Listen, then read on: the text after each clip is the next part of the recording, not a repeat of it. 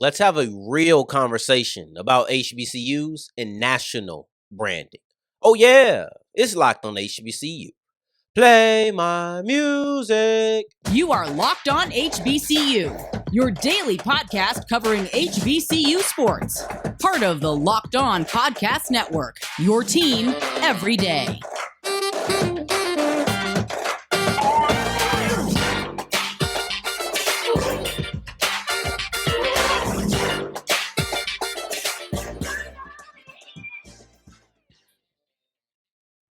What's going on, family? Welcome back to another episode of the Locked on HBCU podcast, your number one daily one-stop shop for everything HBCU athletics, Monday through Friday, part of the Locked On Podcast Network, your team every day. And I, of course, am Darian Gray, a.k.a. the Mouth of the South, Texas Southern alum and former TSU Herald Sports editor and contributing writer at USA Today's Saints Wire. I appreciate you for going on this journey with me, making Locked on HBCU your first listen of the day every day. And remember, just because the mic cuts off does not mean that the journey is over. It just means it's time to follow me on Twitter at South Exclusives. Starts with an S and ends with an S. And we'll actually be ending today's episode recapping the three biggest moves within Langston men's basketball's big time offseason. Before that, in the little middle part of today's episode, Seth Towns' likely ending of his collegiate basketball career will be ending in Howard. And we'll talk about the long journey that has been for Towns himself and what's led to the Mecca. Before that, it's kind of ironic I call it the Mecca, but let's have a real conversation about HBCUs and national branding.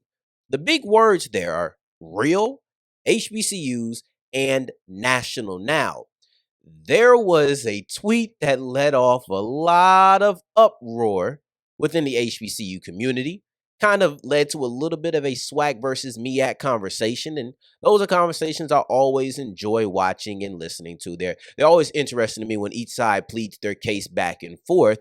But the tweet was essentially, and he prefaced it with saying some SWAC people are going to be upset, but SWAC schools outside of Grambling and Southern are pretty irrelevant on the East Coast. The East Coast, right? And I think that FAMU probably isn't included in that when he was saying it. Bethune probably isn't included in that when saying it, because they are new additions. But you know what? I didn't like that he said irrelevant. I'm a SWAC person, I'll be honest with you. But I wasn't overly mad. Now, I might have been upset with the word irrelevant, but once I got past how he said it and just got into the message in and of itself, I wasn't mad about it. Because you know what? I understand. Not only is that his story, not only is that what he grew up with, or maybe even right now as an adult, but also I just don't think it's hard to believe that on the East Coast, they don't care too much about the SWAC. Because collegiate athletics is all about regions. Now, we're seeing more when you look at the Power Five, where regions mean less, but the conferences are literally broke up in geographical regions. So I don't know why saying, these East Coasters, they don't really care about the Southwestern Athletic Conference. So what? You have to understand that is life. That's life, man. And I think we need to have a real conversation about the HBCUs and national branding, because I think a lot of people are tricking you into thinking that certain HBCUs have bigger national brands than they actually do. T.I. once had a lyric in his song King of the South where he said, "It's only 5 rappers out of Atlanta that's busting and I'm one of them.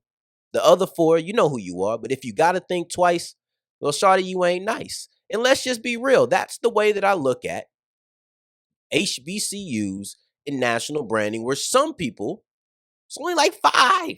There's not many of them. I'm going to list them all. North Carolina A&T, Howard, Grambling, Southern, Morehouse, Spelman, right? And I know I'm missing some. I'm probably missing 1 or 2. But there's a lot of HBCUs. I don't know how many have the national brand, the recognition, that no matter what, that name is carrying weight everywhere. I just don't think that's the case. But let's take away from that and let's just look at HBCU national branding. collegiate sports are regional. So when we have these conversations, we have to look at location, period. We have to. Because here's the thing. I would love to know, because for those who got upset and feel like, that's on you, how many non-HBCU FCS schools can you name that aren't in a 3-state radius of you? Right? So I'm in Texas. We can go New Mexico, Arizona, right? We'll go over that way. Maybe take out Oklahoma, Kansas, Nebraska. See, if you go east, I can name a bunch of them, right? Because HBCU. But even then, how many? Louisiana, Mississippi, Alabama? Because I'll tell you right now, I can't name you 3 FCS, D2, any of those schools in Virginia, schools in Delaware. Why would I? If we're talking about irrelevant, we're talking about knowing and caring. I'm not facing these schools. Why would I know many FCS schools in Virginia or in Delaware? See, now when you take somebody who's from Delaware, why would they know many smaller schools in Texas? And you know what? We don't even have to take it to small. See, that's relevance in knowing and caring. But I'll just be like this. I'm in the South, right? So I watch SEC football. I don't really care about the Big Ten and the Pac-12. And there's many people within the South who feel the same way, especially feeling like the SEC is the peak of collegiate football. I don't care about the other conferences for real. Whatever. We'll catch them at the end of the year when they really are good and we see them in the playoffs. And then we still feel like they need to prove it over and over and over and over again. See, and that's with big schools. Now you're talking about smaller schools, but let's really talk about caring and let's talk about those aspects. People care about the teams that they see. Did you notice the 2 schools that he said aren't irrelevant? Grambling and Southern. Grambling and Southern play in the Bayou Classic every single year, and I've said it before, I'll say it again. That's the biggest HBCU game every year. The Celebration Bowl is the most important, but the Bayou Classic is the biggest HBCU game every year, in my opinion. See, when people have these conversations about relevance and all of this, we start talking about attendance and this. I'm talking about national branding, where no matter where you are, it doesn't matter. See, we talk about the Chris Paul challenges, right? And why them being in the West Coast, I think Phoenix, and I think one might have been in California, but they were in the West Coast. It was impactful because it exposed HBCU athletics to the West Coast. And we are like, you're in California. I understand why you don't know too much about HBCUs because they're not around you. Why does that logic not extend to MEAC and SWAC territory? Why doesn't it extend to that? Because you care about the colleges who are close to you. Imagine being in North Carolina and you have A&T, Central, Winston-Salem. You have so many schools that you could care about, right? And then you still have Duke and North Carolina on top of that with some of the bigger institutions. They're not going to care as much about schools that are in Texas. It's just not realistic. I don't expect you in Delaware to know and care about Sam Houston State. If you do, good for you. But people care about the people they see. HBCUs aren't easily on television a lot of times. They get buried in the ESPN Plus catalog. Like, these are issues that we would like to correct. But until you rectify these issues, why would people care as much if you don't have an HBCU person in your life exposing you to all of these places? Let alone if you're not really thinking about college before then you're only really caring about the schools that are next to you. People care about the schools they have relations to, and that's either schools they root for or schools that are close to them. So if you are, and I say the same thing about the MEAC in the South, okay? If these schools aren't in a 3-state radius of you, if you don't know anybody who's there, if you don't have somebody exposing you to these schools, a lot of times it's going to be true. You're not going to care that much because these aren't the teams that you're facing or watching on a regular basis. Irrelevant might have seemed like a harsh way to put it. I understand. But once you sort through all of the junk, once you sort through the way he said it, take pride out of it, I think there's some validity in that statement. And I think if you reverse it because if you're against the SWAC, it's like, okay, dang, what the heck? Don't say that.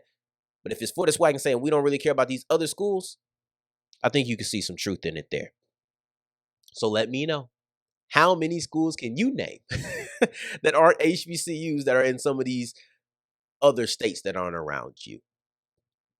Can't wait to hear that answer.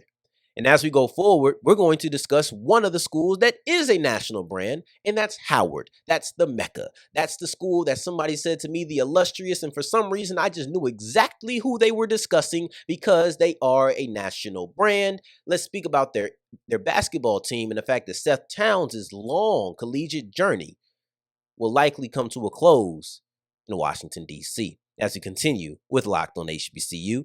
Before we get into that, today's episode is brought to you by Bird Dog, and Bird Dogs is the best, are the best shorts out there. Listen, I went and I ran my errands last time, right? Because I left you with a cliffhanger last time I was around here. Last time I went out to go clean my car, run some errands, and when I tell you these shorts were so freaking comfortable, I never wanted to take them off. I didn't. And they were exactly what I expected. So next step is to go play dominoes in them. I don't know. I'm probably going to go play dominoes tonight or something. So maybe that's the next thing. I'm just trying to check everything off the list. I need to do everything in my life in Bird Dogs. And honestly, they're so comfortable. I don't think I'll have a difficult time convincing myself to do it. Now you have to go to birdddogs.com/locked on to check out all of the options that they have because they're amazing. But when you do select something and purchase it, make sure you use the promo code LOCKEDONCollege to get your own free Yeti tumbler to sip out of when you're drinking, when you're relaxing in your new favorite shorts. And as we continue rolling on today's episode of Locked on HBCU, I appreciate you for making us your first listen of the day every day. On tomorrow's episode, we'll be diving into Isaiah Major. I know I said we would do this today, but I thought it was too special of a topic to not lead off the show, and I wanted to discuss the national branding based off of the events of this weekend. So that's why we moved Isaiah Major on back to Tuesday's episode. Now with all of that being said, Seth Towns' long journey is likely coming to an end in Howard. And I'll tell you what, Seth Towns and Howard men's basketball is an extremely interesting pairing. Let's get into his journey because some of you might not know the story. This is Seth Towns' eighth year playing collegiate basketball. He graduated with me, high school with me. I've graduated college already. This man has two. He has a bachelor's and he has a master's. So shout out to him. He got his bachelor's from Harvard, got his master's from Ohio State. So it's not like he's not just wasting his time in college. He's taking care of business, but unfortunately, injuries just aren't allowing him to take care of business on the court. See, because first and foremost, I wondered, how do you get to 8 years? When they dropped him in the group chat before they announced that he was going to Howard, before I got into work mode, I had my jokes because he's what people think Drew Timme is from Gonzaga. The guy with the thick mustache, the guy who looks super old. It's like, bro, go to the league already. He's a regular aged college student. This man is turning 26 this year, Mr. Towns, right? Better call him Mr. Okay, all jokes aside, all of that out of the way. His journey is led himself to Howard for his 8th year. I wonder if he'll wear 8 on the court. Okay, really. But how do you get to 8 years in college? Because I didn't know that was possible. I thought there was a certain amount of years where they did kick you out. I know you have a certain amount of eligibility, but I thought you couldn't get this many red shirts.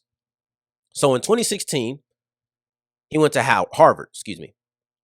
Harvard for 4 years. 2 of those years, the last 2 years, he was injured. After 4 years being spent at Harvard, he went to Ohio State for 2 years. Only played 1 year and was injured the second year. Then last year, he just didn't play. They don't have him listed anywhere. They just have him as did not play, DNP. So you have 4 years at Harvard, 2 years at Ohio State, 1 year, I guess, just maybe resting because he was injured. Maybe he just had to recover and he just wasn't out of school. And now in his 8th and final year, his Kobe year, in his 8th and final year, he'll be at Howard. And I'm sure this will be his last year, right? But for many people, they're probably thinking, just give it up. It's over. You're not going to make it to the league. Basketball just isn't for you. You've been injured this many times. You've been injured been injured the same amount of years if we're counting last year. Been injured more than you've actually been healthy to play. 3 years healthy, 2 at Harvard, 1 at Ohio State. 3 years injured, 2 at Harvard, 1 at Ohio State. And then last year, you're just out. You missed so many times. It's not going to work for you.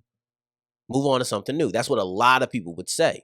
I wouldn't say that. As all jokes aside, I wouldn't say that. If he wants to play the game, let him play the game.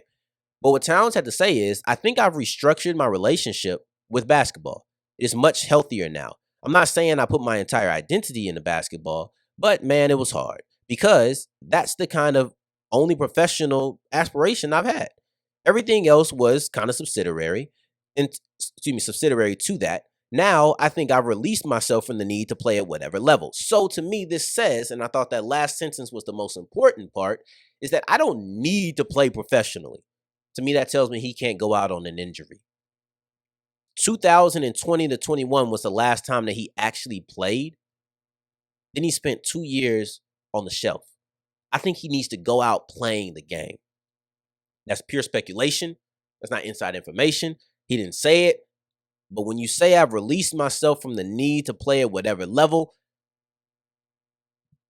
are you still trying to go play overseas? I don't know, but it just tells me you can't go out on an injury, and I respect that. But you would think to still be this dedicated, you had to in some way be good, right? You had to have some sort of level that told you, let me keep going. Let me continue to be persistent. Because I'll tell you right now, Rudy Boo's trash players are not going to continue playing for 8 years. And they're probably not getting that many opportunities. Excuse me. They're probably not getting that many opportunities either.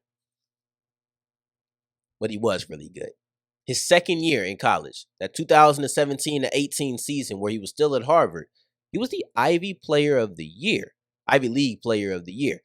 That's in year 2.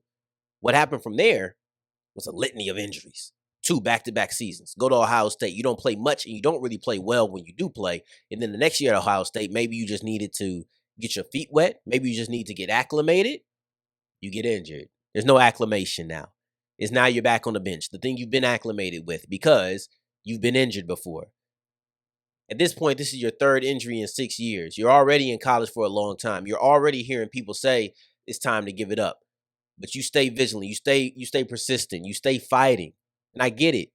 This is your dream. This is your passion. This is your love. The only professional aspiration that you've had.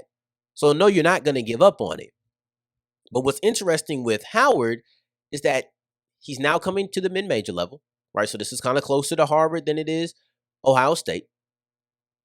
Can he return to that player he was? I don't know. You spent 4 years on the shelf, 4 full years on the shelf at different points. The multitude of injuries have to catch up at some point. At some point, you have to question if he can still be that Ivy League Player of the Year. You have to question it. And I don't know. However, you're not looking for that at Howard.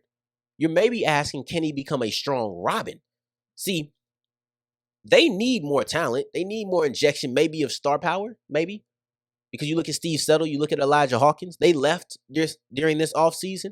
So you just lost 2 of your big 3. You have Shai Odoms. Now, Shai Odoms is supposed to be the man. He has to be the star. But can Towns come in and just be a Robin? Can Towns just come in and be a strong number 2? Nobody knows. Nobody knows.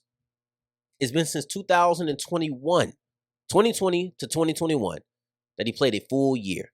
It'll be 3 years since he's played basketball by the time he laces up his shoes for Howard. Medical redshirt at Ohio State going into 2022. Just didn't play going into 2023. Now, this next season that goes into 2024, he'll be a Howard Bison. What his role will be?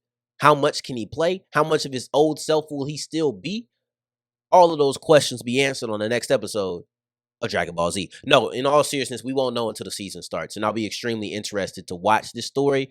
And a lot of people will be paying attention because this is his 8th year and likely his final year. And it'll be concluding at Howard. They have a couple other transfers coming into Langston men's basketball in the NAIA level. So let's dive into the strong offseason they've had and the 3 biggest moves of the offseason for Langston as we wrap up today's episode of Locked on HBCU. Today's episode is brought to you by FanDuel. FanDuel is the number one sports book in the nation, and that's why we're partnered with them, because we only tolerate and accept the best. And that's exactly what FanDuel is. Go to FanDuel.com/locked on and win yourself some money, because you're a smart sports person, right? You know exactly what to look for. You know the over and the under. Now tell me this. Will the sweep happen tonight? Will the sweep happen tonight? What about the night after? Because Miami and Denver have 3-0 leads on both of their opponents in the Eastern and Western Conference Finals. Will they close it out? Will Jamal Murray hit the over again? What about Jimmy Butler? What about Gabe Vincent? What about Jason Tatum? Or Jaylen Brown? Maybe LeBron James. Who knows? Hopefully you do. And if you get it wrong, you have the no sweat first bet, meaning you can come back and make some money the next time, because they'll give you up to $1,000 in free bets. But in order to get it, you have to go to FanDuel.com/locked on to make every moment more. And as we're wrapping up today's episode of Locked on HBCU, I appreciate you for making us your first listen of the day every day, making it all the way to segment 3, and I thank you 2 times for that. We've discussed national branding. We went to one of the biggest national brands in the HBCU landscape with Howard and discussed basketball. They have a transfer coming in Seth Towns. Let's continue along those lines of basketball and transfers and discussing Langston men's basketball's 3 biggest moments of their offseason. And one of those moments kind of go together. It's 2 players who transferred in. However, even with those guys coming in, even with these 2 Division I transfers coming down to the NAIA subdivision, even with all of that being the case, I believe that their biggest move this offseason was retaining their star head coach. Retaining their star head coach, who made one of the biggest turnarounds that you will ever see in college sports. In 1 year. In 1 year. Coach Wright took them from going 1-27 to 31-3. And when I say they retained their coach, I don't mean that he was so great that nobody came and took him away. They gave him an extension. Do you understand how great you have to be to get an extension after a single year? Says a lot. Says a lot. Now, the math isn't really adding up on the extension part of it. They say he's here through 2027. I don't know. Maybe they just gave him more money. I don't know. But they reported that they gave him an extension, and they just hired him last year. And I know they didn't hire him to a 1-year contract. That just wouldn't make sense. But either way, they said it's an extension. Doesn't matter. The point is, you re-up this. And this is a guy who you took away from a very successful program that he was building on the NAIA level. Took his last school, Talladega, to the NAIA championship. Took you to the NAIA tournament and gave you the most successful season in your school's history. Yes, retaining him was a huge move. Now you have 2 players who are coming in, and they're going to provide you good shooting and good rebound / post defense, right? Because you're looking at the offensive and defensive side. And let's look at that, because that's Majak Quaith. I hope I got it right. I'm so sorry. I'm just going to say he from now on. But he's going to provide you rim protection and hopefully some rebounding as well, because he comes from Northwestern State, but however, Northwestern State Demons, right? Not the one up north, but the one in Louisiana. You're looking at the fact that he had some decent stats there, but on the JUCO level is where he really showed his ability to dominate on the defensive interior, averaging a block and a half a game when he was on the JUCO side. Now, he's gotten rebounds everywhere he's went. Not consistently, but he's gotten them. You look at Northwestern State, in his first game with the Demons, he had 10 rebounds. He wasn't able to match it again. So you have to look at the highs. That's what I'm looking at when I'm bringing these players in who have actually done things. I'm looking at the highs. Block and a half a game. Okay, you can do that for me. Rebounds, you can do that for me. I don't need you to score too much. Just give me some paint presence offensively and defensively. Now, you're looking at Marcy Caston, because he comes in from New Mexico State, and he only played 2 games there. But like Quaith, before him, his best days were prior to his last stop. Now, let me read off some of the stats that he had at Northwestern Florida State College. Caston averaged 14 points a game, on 46% from the field over, I think it was 45, it was 40 to 50 games that he played at Northwestern Florida State College.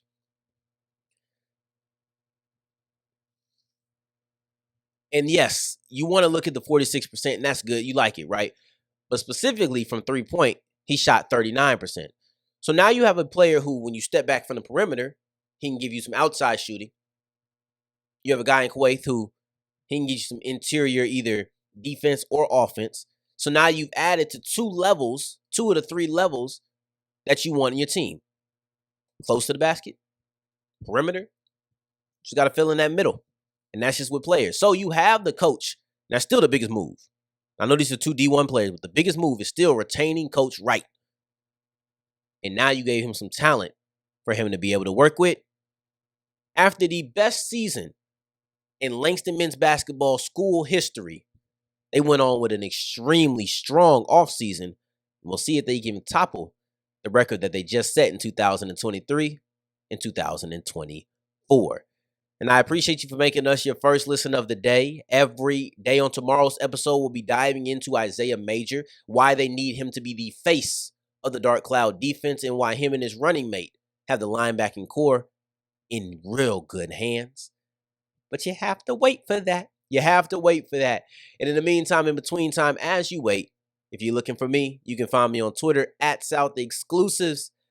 And until the next time that we hear each other, family, take care. Stay blessed. Peace.